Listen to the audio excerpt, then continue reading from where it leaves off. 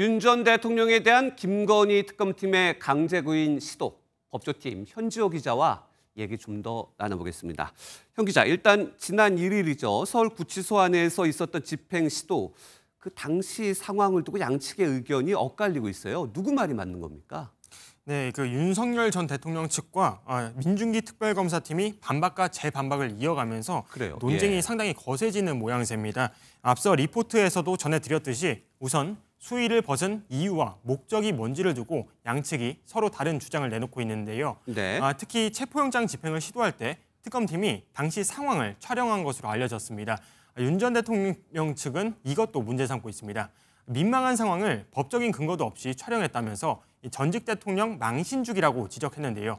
반면 특검팀은 위법성 시비를 방지하기 위한 차원, 그러니까 체포영장 집행을 물리적으로 막거나 할 때 문제의 소지를 없애려고 촬영한 거란 입장입니다. 문제의 소지를 없애기 위해서 촬영한 것이다. 그렇다면 특검팀이 재집행에 나선다면 물리력 동원, 이번엔 이루어질까요?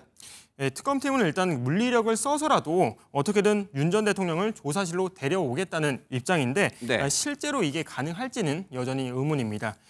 체포영장 집행 주체가 서울구치소 교도관이고 특검팀은 지휘만 할 수 있다는 상황 자체는 바뀐 게 없기 때문입니다. 특검팀은 일단 윤 전 대통령 측에 다음에는 물리력을 동원하겠다 이런 의사를 전달한 상태인데요. 오늘 브리핑에서도 체포영장 집행은 기본적으로 위력이 포함된 것이라며 물리력 동원은 문제 없다 이런 입장을 밝혔습니다. 물리력을 두고 그러면 충돌 가능성도 좀 보이는데 과연 그러면 물리력이 무엇인지 거론되는 방안이 뭡니까? 예, 여권 일각에서는 실제 물리력을 어떻게 동원해야 하는지 이런 네. 구체적인 여러 방안이 제시가 되고 있습니다. 직접 한번 들어보시겠습니다. 예. 수갑뿐만이 아니고 포승줄도 사용해서 그 물리적 저항이라든지 또는 안전사고라든지 이런 걸 철저하게 대비해야 되고. 이 특검팀에서도 집행 주체인 법무부와 협의를 하면서 구체적인 방안을 고심하고 있는데요. 다만 현실적으로 실현 가능한 뚜렷한 방안은 아직 나오지 않은 상황입니다. 그렇다면 재집행 시점 언제가 예상됩니까? 이 법원에서 발부된 체포영장의 유효 기한은 일단 오는 7일입니다. 네. 오늘 빼고 사흘이 남은 거죠. 그런데 오는 6일에는 김건희 여사가 특검에 처음 출석해서 조사를 받는 빅 이벤트가 예정돼 있습니다.